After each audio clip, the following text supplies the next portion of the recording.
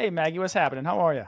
I'm doing good. Always good to see you, Adam. Likewise, I'm excited we're catching up here. We've been briefly texting back and forth these last few months, so now it's great to just have a proper conversation, catch up what's going on in your world, but also revisit a lot of cool things that you're doing around gut health, performance, and overall health span. So let's just jump right into this. Let's give a quick reintroduction. For those of you that don't know, Maggie came on the podcast previously and did a great job talking about intro to, gut health and inflammation. And we're going to even take a deeper dive today into some of that. So if you didn't check out that episode, go check it out. But if you haven't, let's just reintroduce you to our community and kind of give a background to who you are. Yeah. So my background is I'm a nurse practitioner. So I've been in the space, quote, in the medical space, Western medicine space for about 16 years. And I decided, obviously, this is the COVID story, right? During COVID, I've always, and this is before COVID really, I've always been intrigued about,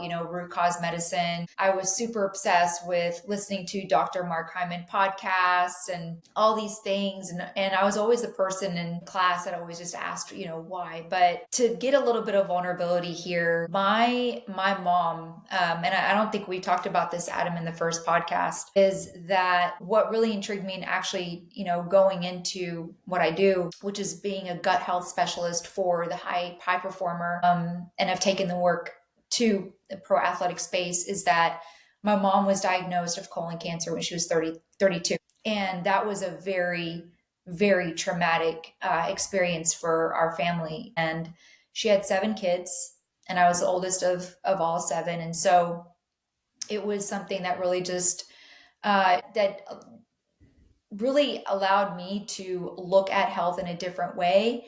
And she was put in a position where, because she was so young and she was having all these symptoms, her colon cancer was overlooked. And unfortunately, by the time she sought out treatment, it had spread to her liver and was already metastasized in stage 4. And a few months after that, she passed away.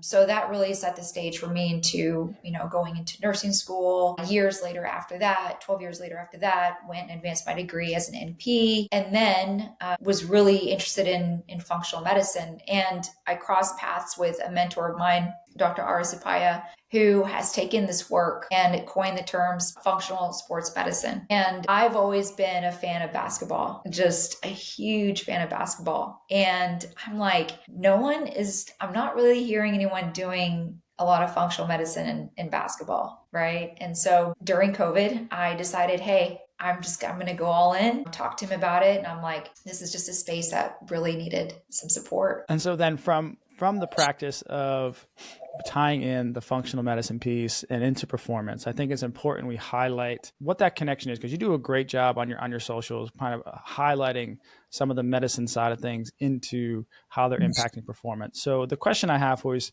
can you help us illustrate that connection between gut health and performance? Well, when I think of performance, I think about where are we harvesting most of our energy, right? So what does every athlete want? Right? What does every entrepreneur want? Every high achiever want? We want energy, and we harvest most of that energy in the 2 biggest organs. I would say is number 1, the gut. And that's where we harvest short chain fatty acids. And that's a byproduct of eating fiber. I'll go on to that later on. The second thing is we harvest energy in our brain. Right? So if we're not creating enough ATP, if we're not creating enough neurotransmitters in order to heal and recover, then there is a problem there. So let's just say, since your pandemic epiphany from going into the performance space, right? And since our last in-depth conversation, I'm really curious, like, constant research is coming out. There's new supplements, there's new technology, there's all this advancements that are going on. How has your approach to managing gut health and integrating with performance evolved over the last couple of years? Yeah. So I'm going into this. This month actually will be the 4th year. So year 4. Yay. And what I've seen is most of my work has been through looking at intensely the gut microbiome. And why is that important is because the gut and the brain are connected through this one nerve called the vagus nerve. Okay. And this is really important for people to understand this, because we are constantly getting signals between the brain and the gut, and then vice versa, gut to the brain. And it also is a mechanism the vagus nerve is a mechanism to subside inflammation. So that is the other thing that we got to talk about, is that if we're having an athlete that is having tons of inflammation, then they're not setting the body up for recovery. Now, within the context of the gut and the brain, is why are they inflamed? Well, obviously they are in a high sympathetic space. They have high sympathetic tone, meaning they are traveling a lot, they're playing a lot, they've got exercise-induced immunosuppression, they're put under so much stress. And looking at those two factors and how they can optimize performance through looking at if they are having enough of the right bacteria in their gut, which is what I test for, if they do have a leaky gut. Because if they do have a leaky gut, then now we've got an inflammatory response going on, which we're having toxins, and no one wants to hear this poo-poo, leaking out into the bloodstream, and it's creating an inflammatory cascade. So that is a huge part in what I look at is their gut in a healthy state in order to, number one, is it inflamed? Right? Do they have a leaky gut? Are they absorbing the nutrients correctly? Are they absorbing protein? Because all that is going to also impact their inflammatory state. There's an expression I've heard you mention twice, and I'm curious just to learn more about it because I'm unfamiliar with it. And so if I imagine others may be as well, and that is the exercise-induced immunosuppression. And would love to just double click there because a lot of us, we exercise. We're told exercise is great. It's necessary. There's also a lot of information out there saying, yeah, like high intensity exercise, also a lot of zone 2 information out there. So I'd really love to lean into that expression and learn more about it to see how it's connected to kind of what we're all doing within our daily lives. Yeah. So if you remember, a few years ago, and this was during COVID time, the two biggest things that were really thrown at us was exercise and vitamin D, right? So those are the two things in order for us to have a healthy immune system. The problem is with high performers or people that are in the pro athletic space is that they already do a lot of that already. Okay. So that sets them up for high cortisol levels that are mismanaged. And that also sets them for gut impermeability. When I use the word gut impermeability, it's just a fancy word of saying leaky gut. And so there's this seesaw effects that happens with exercise immune suppression. And it's really dose dependent. Just like you would take labs and be like, okay, Adam, your vitamin D level is 20. We need to give you 5,000 units of vitamin D with K2 in order to elevate that and get that at a higher rate. But with exercise, that's also dose dependent as well. And obviously this is not my lane. This is more your lane about, through HRV or through other data that y'all use are they overreaching? Are they overtraining? Where are they at with that? And so within the context of what I do, I look at the physiology of what's going on inside of their body of, well, how is this affecting their gut? Because if they are exercising for more than 2 hours a day, they're going to have elevated temperature in their body, and elevated temperature is also going to increase your risk for a leaky gut. So then what about the folks, right? Not competitive, not necessarily a pro athlete, not necessarily an elite athlete, but plenty of fitness competitions that also have they're great community builders, right? Like things that come to mind are marathon races. You also have the likes of some of your more intensive, let's say Spartan or Tough Mudders. And I just heard, I hear you say, exercise for 2 hours, and a lot of those events are more than 2 hours. So how is, even though if you're not a pro athlete or like you said, a high performer, a C-suite executive that is just switched on 23 of the 24 hours a day, how also do, the folks that are participating in some of these longer duration, intense competitions, are they being potentially impacted by what you're seeing in some of these elite performers? Absolutely. I mean, physiology is physiology, right? So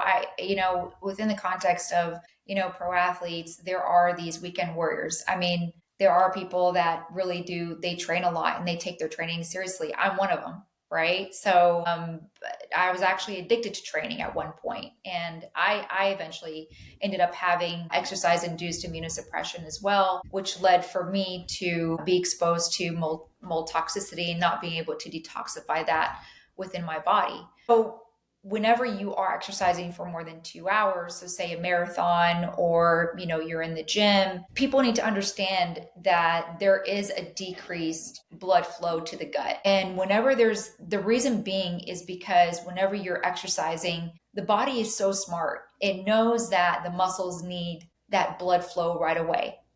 Okay. So it just runs on this survival mechanism. So we need blood flow to the muscle. Well, then that means that we're not getting as much blood flow to the gut, and we are actually compromising the junctions within the gut. And that's what creates that intestinal permeability. So then is there a sweet spot of, okay, let's say you want to compete in the 2 hour competition. Is there a frequency that it becomes a problem? Or the person that does it, every couple months, really not going to be an issue. You're training only like 60 to 90 minutes.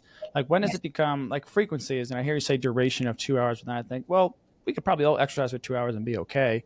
But if we're repeatedly doing that. So I think the question I'm trying to get to is, where does the frequency and recovery come into play when we're talking about this? Yeah. And that really also has to do with data. And a lot of people do use the aura, they use the whoop, and they look at, again, tying to the nervous system, right? So that's why I said in the beginning, the gut and the brain. So when we're looking at, data that is like HRV, heart rate variability, making sure that we're not getting into a point where we are overtraining, right? Because it is healthy to put your body under stress. And so we're not talking about acute inflammation here. And we did go over that in the first podcast really well. We're talking more about chronic inflammation. We're talking about overexertion. And that is where we get in trouble with leaky gut, inflammatory responses, cortisol levels becoming really high. And so one of the things is that you really want to set yourself up for success, right? And which is number one, making sure that we're getting the nervous system in check. And what does that look like? I'm in no way a, expert in breath work or, meditation. If I do see a need, I do have people in my circle that I do refer them to.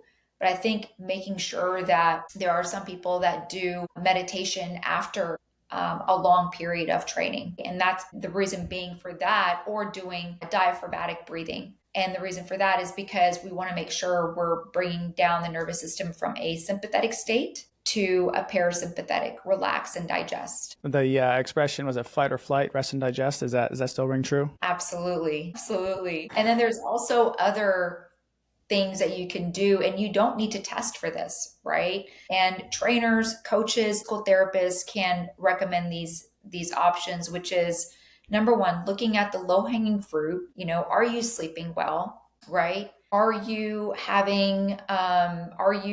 getting exposed to red light in the morning, right? Because that red light is also important for our circadian biology and making sure that we don't have high cortisol levels just free flowing throughout the day, because that can dysregulate your immune system. And then the other thing where I can come into play is more of the food aspect, which is, let's get in some more polyphenols, some blueberries, some pomegranates. Let's get in some more omega-3s, because research has shown that EPA and DHA does help with the nervous system as well. So making sure that anyone can actually recommend these tools in order to minimize and mitigate the consequences of overtraining. Has there been any resources of late? And resources, when I say resources, it could be like, listen, Gold Standard would be a great research article, but even just some like white papers that have kind of influenced this perspective over recent years and have kind of shaped how you're approaching this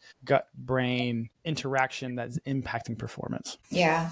You know what, Adam, I can tell you that right now in the psychiatric world, you're having now people that are psychiatrists that are also wanting to do stool sampling on a lot of their patients, because they see that there is a connection between the gut-brain axis. When we have a lot of dysregulation within the context of chronic stress. And I really feel like right now in our society, there is a lot more of that than usual, right? So for the regular person like you and I, there's a lot more demands, and in our job, showing up, things are a lot more expensive. There's just crazy things going on in our world. There's so many triggers from just having our phone and having to know everything that's going on. That's not normal. And we're not primed that way, or we're not wired to know every single thing that's going on in our life, right? Or other people's lives. So imagine that. And so that's where really the dysregulation is coming from. I can sit here and tell you, I am certainly the poster child of that. You're a young entrepreneur with a newborn, and you're trying to figure out the world, and it's just you're go go go. So I certainly I understand that. I appreciate that. Yeah. Yeah. No, I've got two boys. And we're parents here. And so I think one of the takeaways for the parents that are listening to this is that our kids are really getting exposed to a lot of things that we didn't have as children. I mean, we were able to, ride our bikes and, go to our friend's house, and in front of your friend's house, there's like 6, 7 bikes in front of that house. It's like, now you got to, text the mom or text the dad and be like, can we create this play date? I mean, it's just not like that anymore. No, I not to take a trip down memory lane, but I remember being a kid and you just ride your bike and you go to that one friend's house and you go knock on the door, you ring the doorbell and they're not home. You go to the next friend's house and, Yeah, and exactly. mom comes and answers the door and you're like, no, Nathan's doing homework and then we got to go to practice. Like, okay. And then you go to the next friend's house and they're like, oh yeah, they're in the backyard. Yes, winner. Yeah, And you yay. just All and then right. mom and all you're just street lights come on and like oh got to get home, got to make sure I'm home before dark and be at the Yeah, dinner table. But oh, like yeah, I would love to go back to those days. Those sound wonderful. yeah, But yeah, you're right. That's just not the world we live in. I appreciate you calling that out because not only like a lot of these conversations we have here, we talk about some of the X's and O's around training, rehab, nutrition, and we talk about changing environments within the scope of, say, team settings or even the private space. But calling out that what you just said, like you look at the world 10 years ago to what it is now, I mean, so much of what we do is being connected and being, I don't want to say put on display, but we're mhm, always just switched on. It's so hard unless you're intentional, which I'm quite frankly, I'm terrible at right now of yeah, being able to switch it off. And so, but that's not abnormal, I would say, for a lot of folks. And also, it's a lot more difficult to find those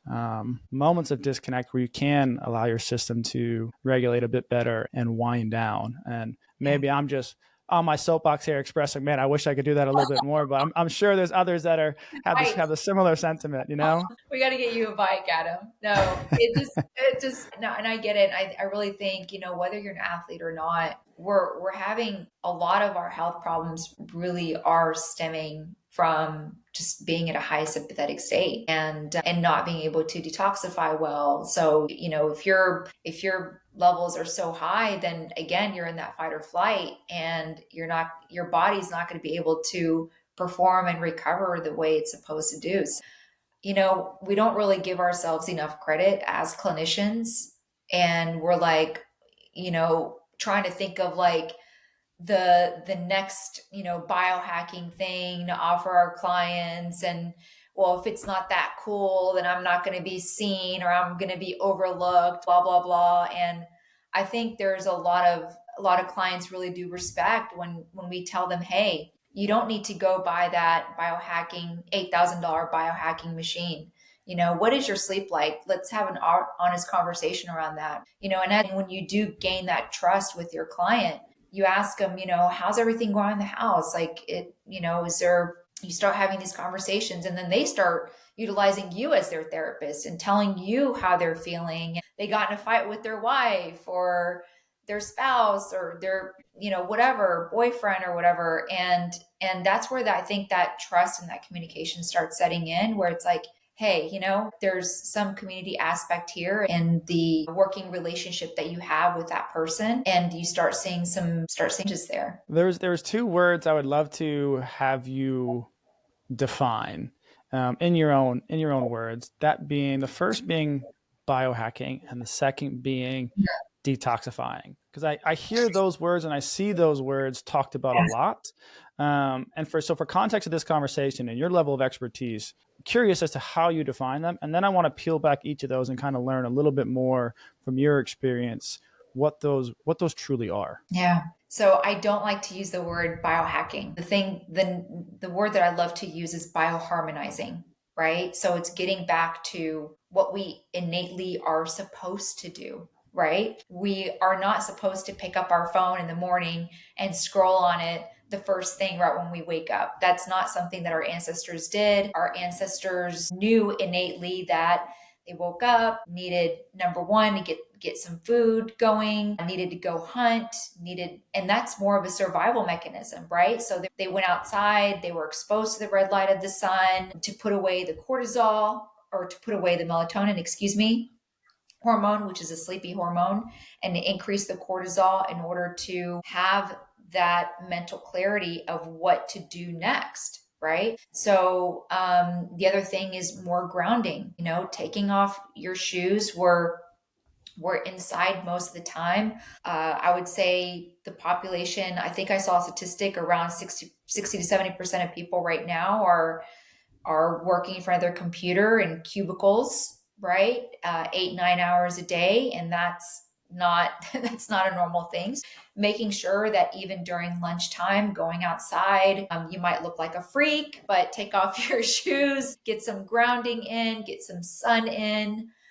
And then also with detoxification, looking at some of the things that I hate to say, okay, you need to do this and you need to do that. What is it that you are doing that we could do more of, right? So if you're eating, hopefully you're eating some greens. So I'd be like, okay, let's introduce some more cruciferous foods, because cruciferous foods are also a way to detoxify. And again, for someone that is not exercising, you want to exercise because that is a way also to detoxify, because when you sweat, that is a natural way of your body detoxifying. And then you see this a lot in Europe, but not much here, but there's saunas everywhere, right? So we're meant to sweat. And I kind of, in the last podcast that I was on, I went on, a tangent about sauna, and I don't know if you heard it, sauna and cold exposure. And if I were to pick the two, Adam, it would definitely be the sauna,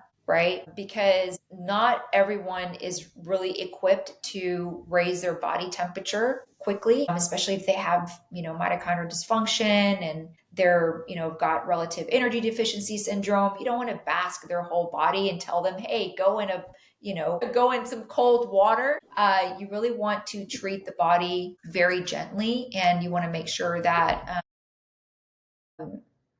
one of the things to detoxify would be to utilize the sauna more. Detoxification, I want to peel that back a little bit more, because I see a lot of things that go around social, the internet. People talk about there's this supplement for detox, like liver detox. There's this supplement. There's this juice cleanse. There's this exercise protocol. There's this fasting protocol. There's all these things that are claiming to detoxify. Whether there's value in any of them or support in any of them is not what I'm after here. What I'm after here for is when the goal is detoxification, what are we really trying to achieve? What you're trying to achieve is the body able to release toxins, right? And going back to the gut, if you're not having a bowel movement every day, you're holding on to toxins. So that, I would say, that's a number one red flag. A lot of people that I worked in the hospital for 16 years. So the patients that I took care of, one of the things that you commonly hear on the floor is, if someone went to the bathroom, and everyone in the nurses station would celebrate, because that's something that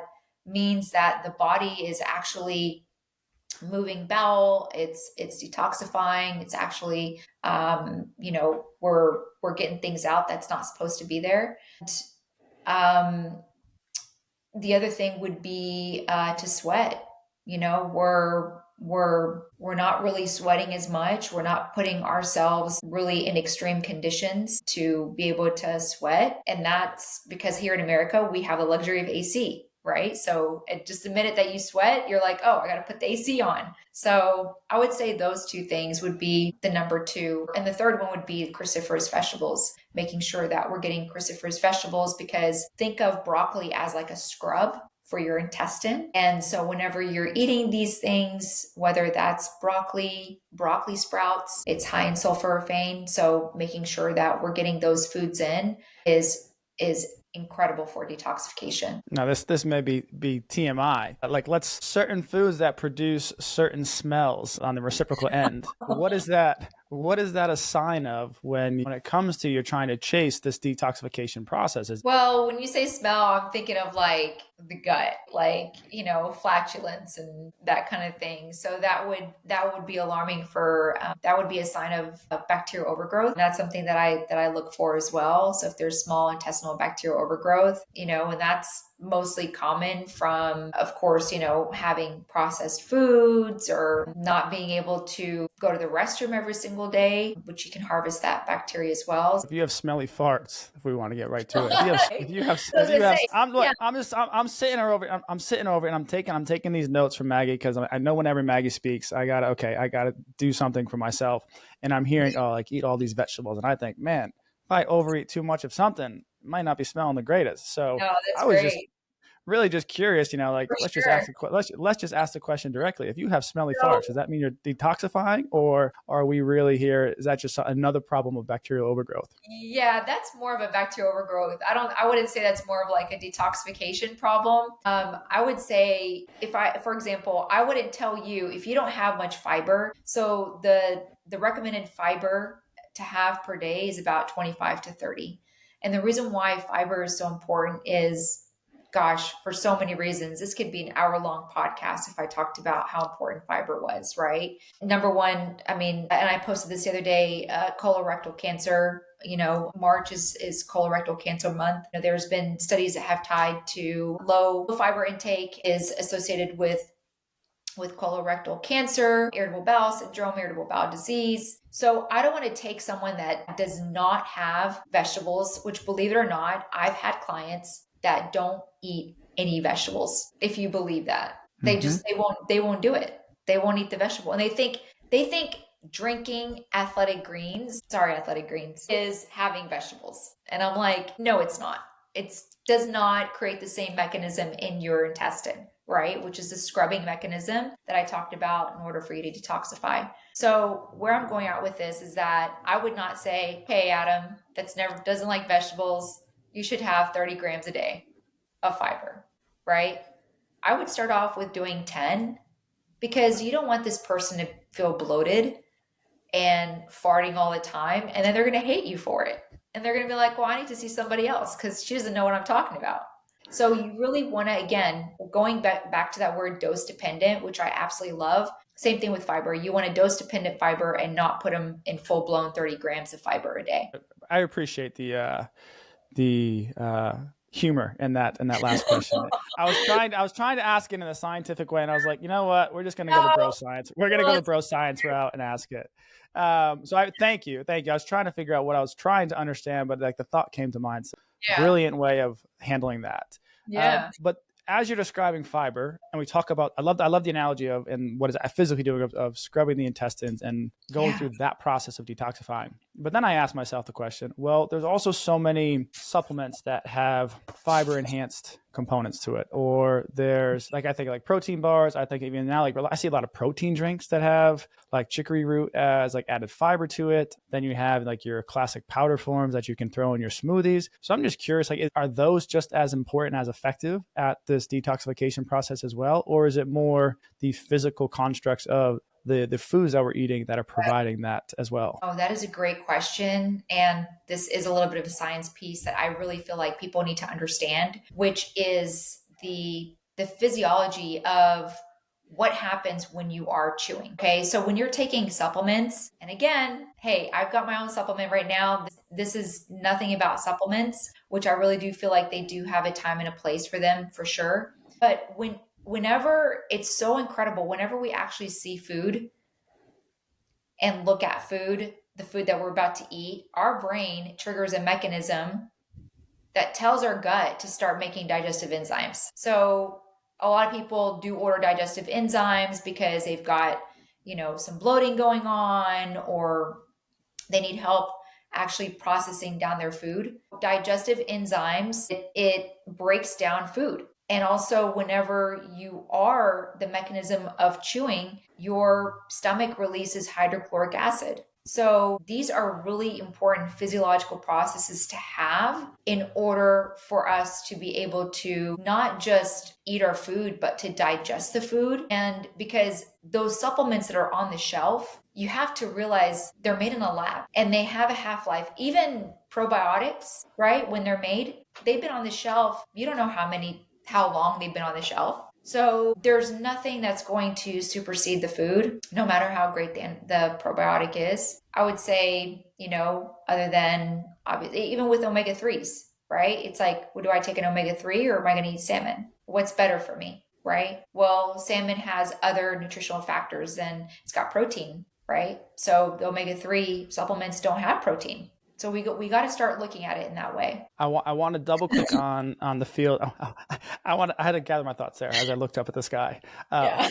I had I had to I want to go the route of supplements here because the reality is like the reality is this: the things that we know work for us: sleep, Mhm. good food, moderate and light exercise, high intensity every so often. We know Right. those things are tried and true. But the reality is we're all looking for the next greatest thing, the next best thing. And this is where I think supplements will always be a part of what we do because they can fill that void. They can fill that urge, that desire. And so part of what sparked the conversation of us recently was just going back and forth on colostrum and going back and forth on some of these like bro science enhancements that are out there. Let's pivot here a little bit more towards the performance enhancement side of things, and that being colostrum, explaining what that is, and then following that up, tying it into supplements as far as there's a lot of things that work that people talk about.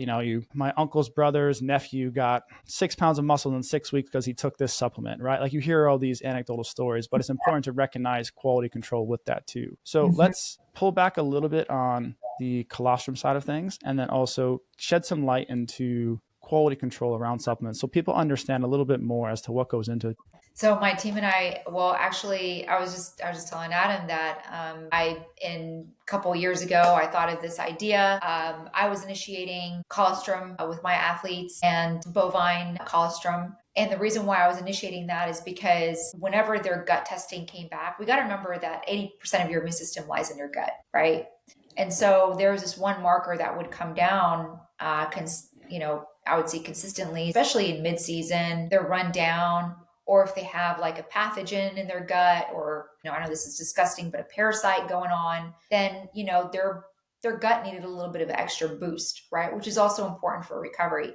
So I would initiate colostrum, and also a non-negotiable, Adam, I know you know this in sport, is creatine, right? And creatine has become just such a huge thing and has exponentially just boomed over the last 30 years, right? Which was once considered something to be effective for muscle building and for bodybuilders, is now being turned into the neurology world with Alzheimer's and Parkinson's and neurodegenerative disease, brain health. There's a lot of studies coming out with that. And so a lot of them were on both of them. And so I said, hey, let's create something amazing and put those two together, right? So with my enthusiasm with the brain gut connection, I was so blessed to be able to have people that really championed me and decided to create Moo Juice. So I wasn't a huge fan of the name in the beginning. Love it. Moo Juice is pretty cool.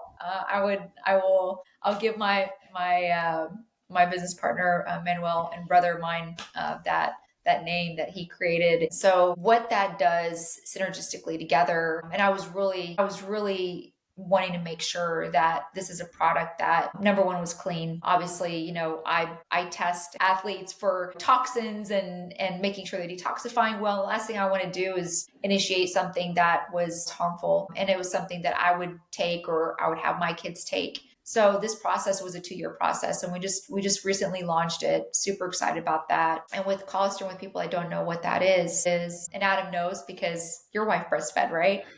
I was about to say I don't know from personal You experience. I was not breastfeeding here. It's like meet the Fockers. Greg, I got nipples. Can you milk me? But that's not. that's not the case here. But yes, through observation of my wife breastfeeding, yes, I'm familiar with Yeah. what this is. Yeah, so it's incredible, y'all. So what colostrum is the first 2 to 3 days of a mom birthing a child. Before the milk comes in, you have this substance that is really high in immunoglobulins, which is really, really powerful for the immune system. So when babies are born, they're sterile and they don't have an immune system. And this pre-milk that comes in is specially made for the baby in order for them to protect them from the outside world when they're born. And so what's in moo juice is obviously it's not human colostrum, it's bovine colostrum from cows and grass fed. So that's why it really took 2 years. We wanted to make sure that we had a product out there that we felt was clean, that was also effective, and we're just super excited about it. I absolutely love the name. I think it's brilliant. I think that's exactly what it should be called. Moo juice, fantastic. I think Chris, now we should call breast milk moo juice. I feel like that's a cool name.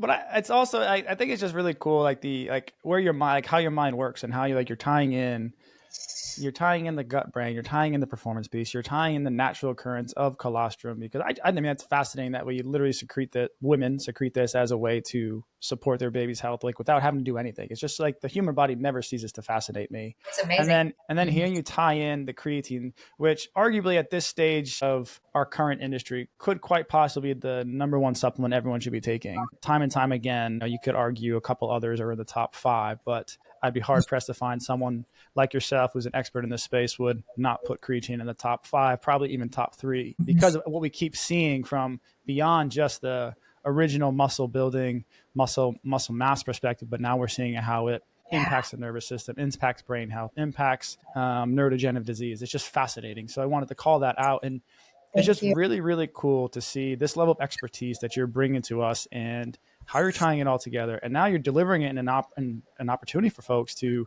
like, hey, here's like what some of the best of high performers and athletes are doing. Like, here's a way we can level up. I want to just round out this conversation because you brought up a point to me before we hit the record button here, and it was your experience of trying to seek out sport accreditation, Yeah. Safer Sport, NSF, WADA.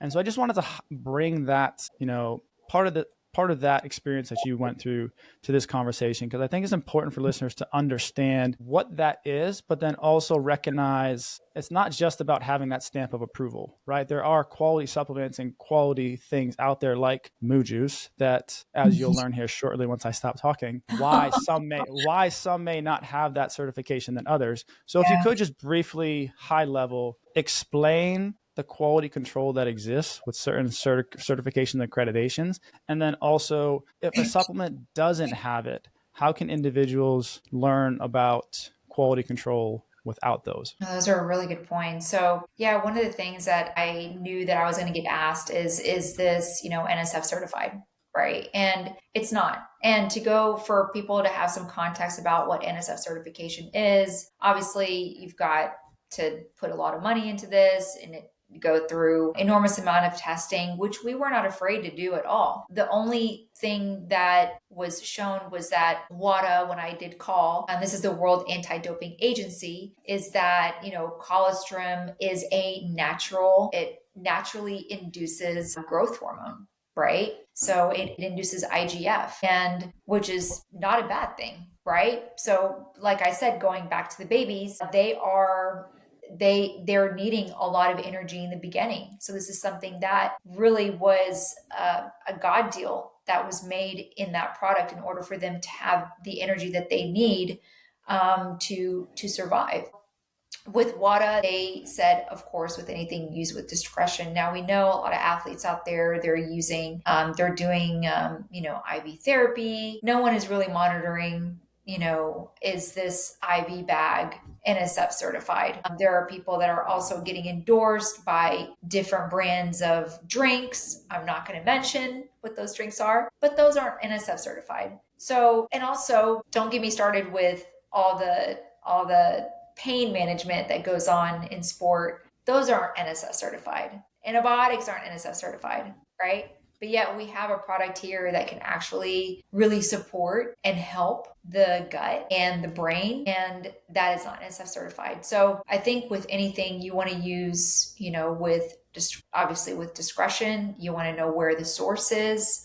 You want to ask for a certification of analysis, which most providers are able to support with certification of analysis and making sure that it's going through the right testing. So those are some of the things that needs to be looked at. You just teed up a wonderful thing I would love to partner with you on. I think it'd be great if we put together if you don't have this certification accreditation, NSF, safe for sport, here's your checklist of what to do to deem, hey, this is going to be a safe product for me to take. I think that's needed in the community because, there's trusted brands, absolutely. And you guys, maybe the safest route to go is just make sure you go to the brands that typically are. And like you said, there's individual supplements like yourself that have all the right process, but unfortunately aren't going to ever get those because of the factors that you mentioned. So I think that'd be fantastic. And we'll have to catch up on that because I think it'd be really just beneficial for the community to just be educated on how to truly evaluate a lot of what you just said. So I think it'd be great. Thank you.